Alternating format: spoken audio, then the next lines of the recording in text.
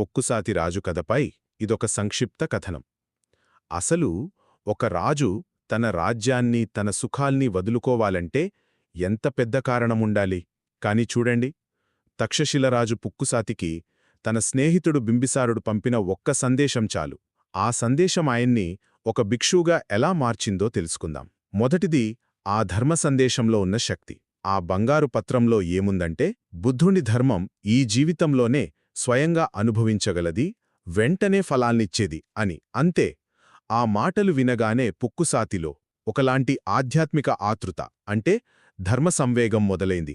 ఊహించుకోండి, కొన్ని మాటలకే ఎంత మార్పో. ఇక రెండవది, ఆయన చేసిన సంపూర్ణ త్యాగం. ఆయన ఏం చేశారో తెలుసా? తన కత్తితో నేలమీద ఒక గీత గీసి, ఈ గీతను ఎవరు దాటొద్దు అని తన చివరి రాజాజ్ఞ ఇచ్చారు. అంతే, తన అధికారాన్ని వదిలేశారు.